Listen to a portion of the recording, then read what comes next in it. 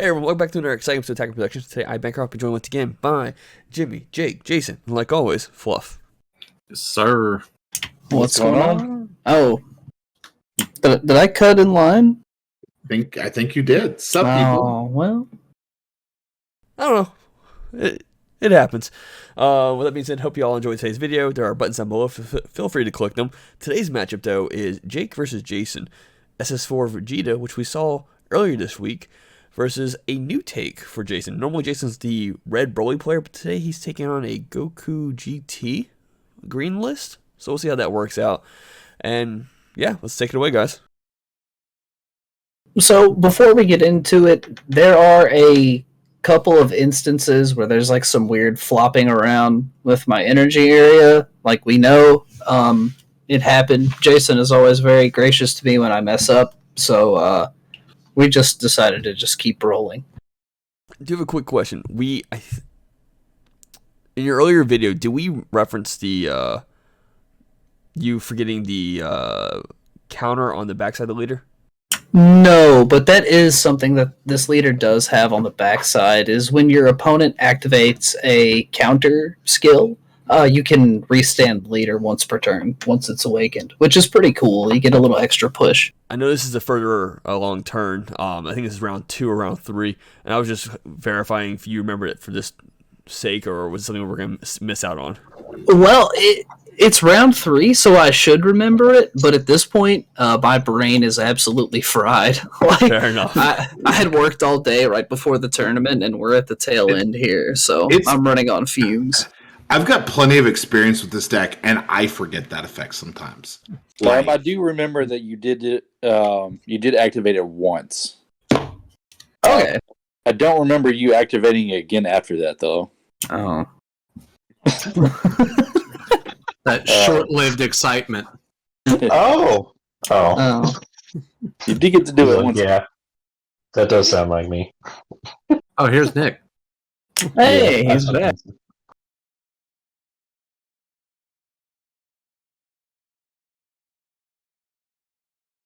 So everybody, just so you know, so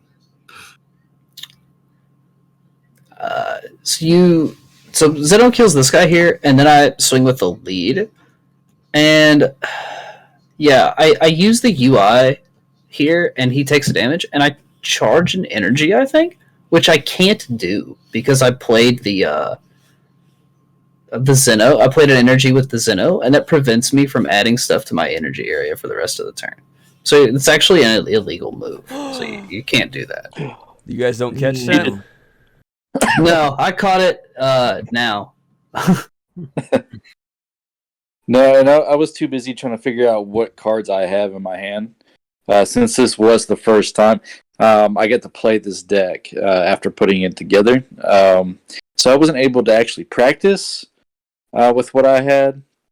So I was just trying to stay focused on what I should actually do during my turn. The one part of my deck, though, playing against Jake, is for like the first 2 or 3 turns, he didn't play any battle cards, so it slowed me down way a lot. So, if the viewers are not familiar with your particular leader, it come out of Draft Box 2, or was it Draft Box 2 or 3? I'm wanting to say 3. When they did the series of 4 leaders.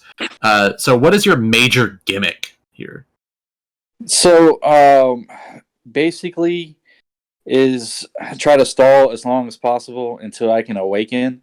And then on my awaken side, my leader, if my opponent has 4 or more battle cards, the attack cannot be negated, and he gets quadruple strike for the turn. Which is So absolutely disgusting.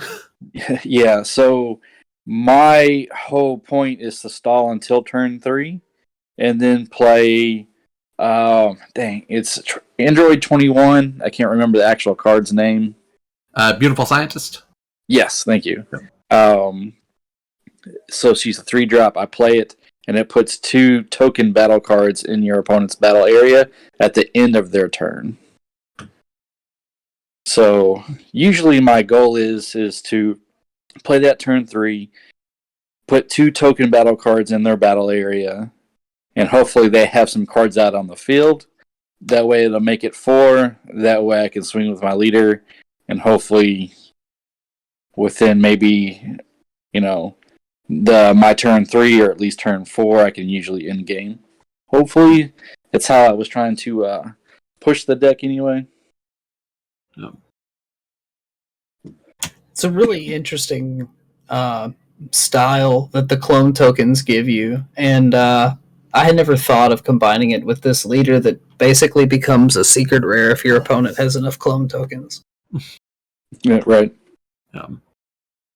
So basically everything else in the deck was just kind of slow my opponent down, get it to where I could get to turn 3, hopefully use my leader effect. If not, I have some Krillins in there, so if the Krillin gets dropped, I can bring out a 5-drop Super Saiyan Goku with double strike. So I did have some cards, but from where he didn't play any battle cards at all, really, I couldn't bring out any of my Friezas or anything like that.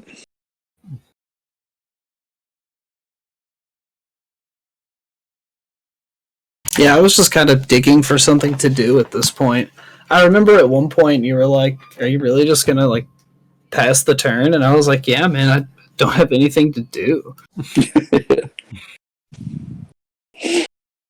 So if you notice, like I dealt the damage with the leader and didn't charge, and then charged with Zeno, and then later we noticed, so I just mill a card, and we just keep the Zeno in my energy area. I think. No, maybe not. Yeah, here we're talking about it. You were like, "Are you sure?" Yeah. I'm like, "Okay, yeah." So, yeah, you just milled it right there. Yeah, he was like, "Yeah, just mill one." I was like, "Okay." I mean, it would have gone to your energy. You did the +2, and you passed your turn. So I didn't have anything else to do. So, and I will say, this seems like a different approach than your match against Matt because of what that leader can do. Because I felt like you had a decent board at least halfway through the match between you and Matt, and here you are being more reserved. I just I wish I wasn't being more reserved. I'd love for an Obuni or something to fall into my lap right now, but at this point, I don't have anything. You see, I charged the Boo Unison, which I would have loved to have in hand. So, Yeah, I was waiting for him to play any battle card. Like his Unison kind of like didn't really help me out at all.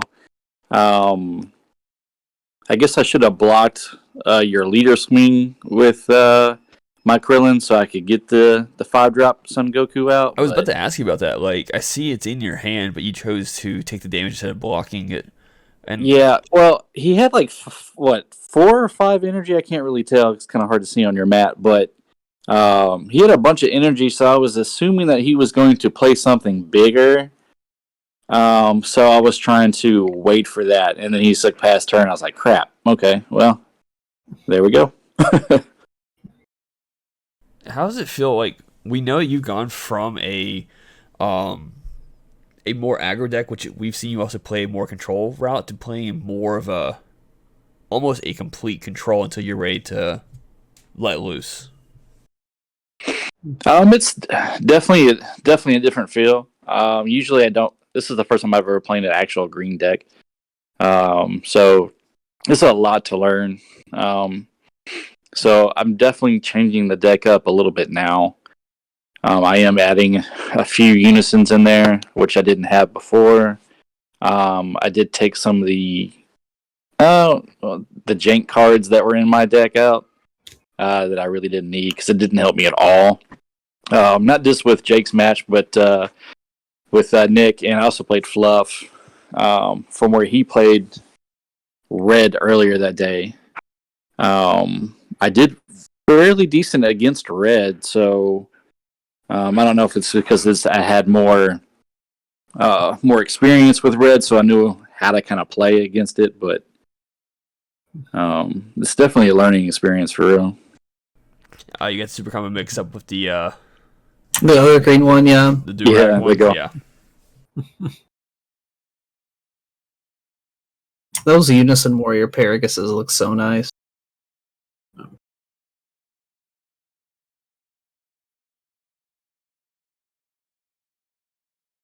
So removing the battle card by attack, isn't that considered KOing? It is. So I'm just waiting for this Frieza play that I saw in your hand. Mine or his? Yours. You have a 4-drop Frieza in your hand right now.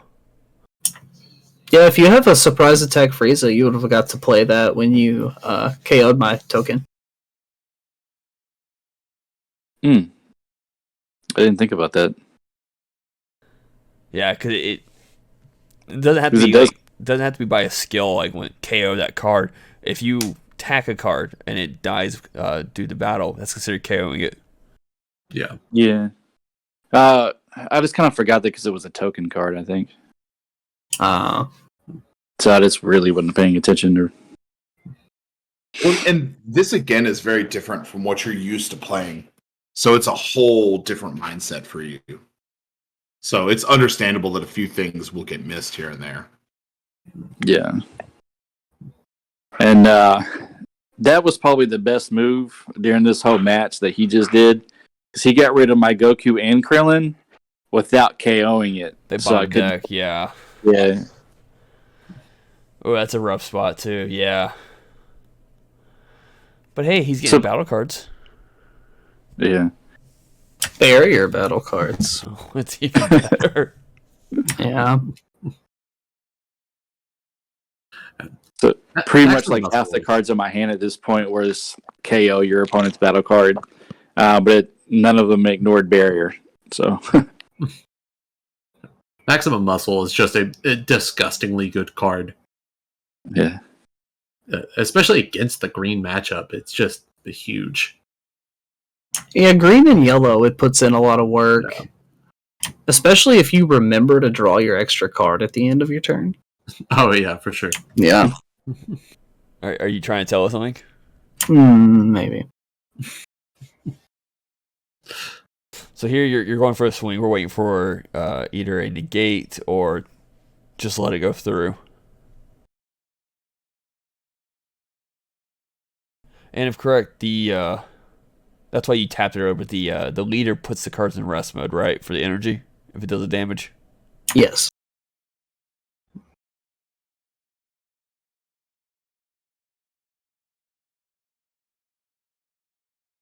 Oh, okay. Yeah, I'm about to play Cupido Kai. All right. So this is an interesting interaction because it doesn't necessarily negate the attack because you're in your combo set by doing this. He's tapped out though, unfortunately, and still has a leader swing and a unison swing if you wanted to.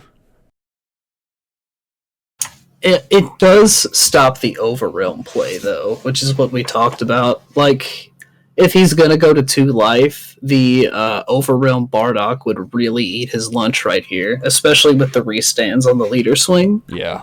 And he gets to board a 40k double strike at the same time. And if he survives the turn, I go into my turn completely tapped out. And that's what I was. Or we go into his turn with me completely tapped out.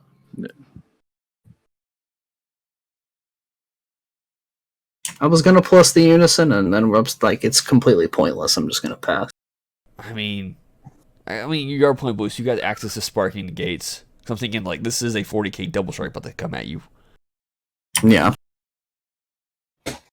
And I do like the tech of the blue Frieza, which by popping clone tokens allows you to free play it, which is pretty nice. Yeah. So once he gets the quad strike, he can really keep pushing. Mm-hmm. So I did change up my deck after talking to Nick after after our second match on Saturday. With that Frieza and the surprise attack Frieza, I added a couple extra cards in there to actually kind of not really evolve, because both of them are 4-drops, so it doesn't specify what color. So I can evolve either one of those 2 4-drops Frieza into another card. which you guys will see that next weekend. Yeah, there's the Dimension Magic I figure would be coming.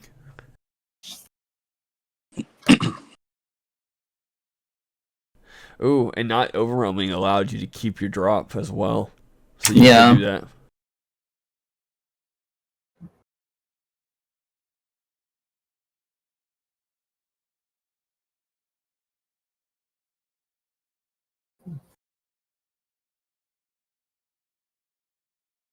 Yeah, I think you do have a scientist in your hand, but unfortunately, it just wouldn't give you the extra pressure because it only gives you 2 clones instead of 3. Yeah, and it really didn't make a difference at this point. If I couldn't get him this turn, I know I was gonna die on his turn. So, And yeah, Max Power Kamehameha, such a great card, versatile for both your turn or your opponent's turn, depending on if you need a draw or just a free 15k boost. We've seen Fluff use it plenty of times in the past with his decks. Oh, it's an automatic 4 of in SS4. Oh yeah. Unfortunately, one thing I've learned about my list is that it's pretty light on combo power. So I had to combo off my Turning the Tide there, which would have been nice considering my opponent's at 2. Oh yeah, but you have a dual attack crit still. And I think what's Roshi? Is he 25 or 30? 25. Yeah. So I mean, you could apply pressure there before you even have to worry about expending energy. Now playing green, Jason, do you have dormants? I do. Okay. Which is always a risk. Now, granted, the first attack isn't technically negated, but Jake's also in the Golden Avenger play setup right now. Yeah. Yeah, I run 3 potentials in the deck. I don't think I have any in my hand or not. And I don't think you saw any all game, which sucks. For sure. It happens. Blast from the past of full power energy. Dang. Yeah. Holy shit.